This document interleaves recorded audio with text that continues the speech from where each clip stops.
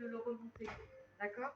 Donc du coup, je rappuie sur le fauteuil et je suis vraiment basculer en avant. Vous voyez? Complètement. D'accord? Et quand ça sonne à ce moment-là, vous voyez, si vous amenez votre patient ici, qui pourrait se tenir des deux côtés et qui serait donc très bas, si on se resserre de la hauteur variable, je ne m'assois pas dessus, hein, mais je vous montre, vous imaginez si j'étais assise. Du coup, lui, il est sécurisé parce qu'il a les poignets.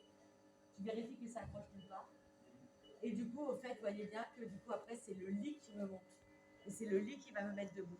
Alors, petit point, effectivement, Lisa me demande à chaque fois de regarder derrière, mais c'est important parce que tous vos lits là, ils sont peut-être trop près des murs, donc pensez à les décaler un tout petit peu pour être sûr que quand vous allez manipuler avec la déclive, vous ne touchiez pas les colonnes d'air, les colonnes d'oxygène, les prises, tout ça.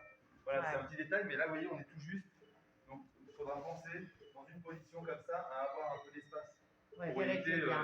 Et si vous demandez à quoi ça sert, ça, quand vous avez vu toutes les fonctionnalités du lit, ça c'est pour passer toutes vos tubulures. Parce que quand le relais-buste est ici, vous voyez, c'est pour que n'y ait pas un fouillis avec, et que ce soit plus organisé et plus sécurisé.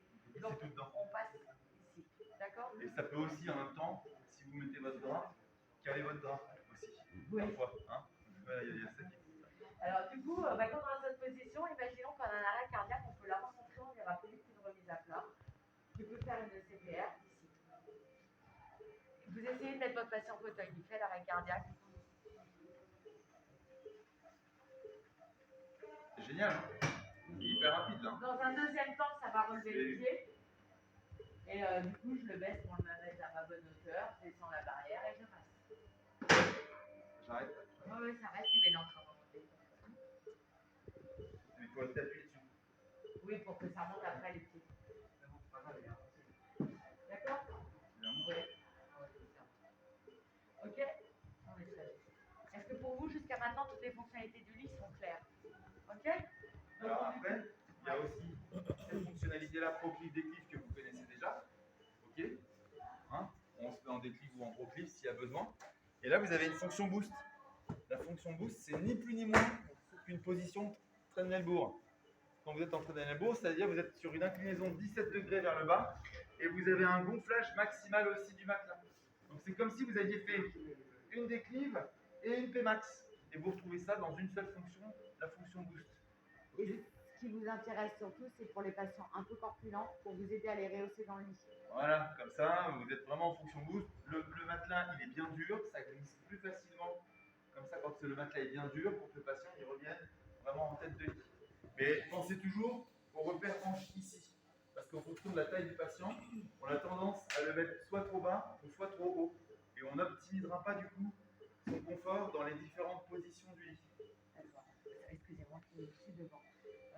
Et donc maintenant qu'on a vu toute celle-là, le boost, le profil de déclive et la remise à plat, ici c'est pour articuler toute votre partie pied que je vous ai montré, on peut le mettre à la taille du patient, adapté, en sachant qu'à chaque fois le matelas air s'adapte automatiquement sans que vous interveniez dessus, c'est lui qui fait le travail tout seul. Ok. Il faut savoir aussi, on ne l'a pas précisé quand je vous ai montré la position fauteuil, sans que vous interveniez sur l'onglet, sur l'interface, quoi que ce soit, il va diminuer des pressions dans le dos du patient pour que le patient ne soit pas poussé par devant et augmenter des pressions sous les cuisses. Si les gens sont conscients et sont pas sédatés et vous disent oui, c'est dur sous la cuisse parce qu'en fait ça vous les remonte pour les caler pour qu'ils ne glissent pas dans le lit. D'accord? Ok. Et après ces petites précisions, il reste la pédale à hauteur variable qui va vous expliquer ça. Ouais, c'est ce que j'allais dire. Alors ici la pédale hauteur variable, c'est un peu plus. C'est ni plus ni moins que la montée-descente du lit ici, mais au pied.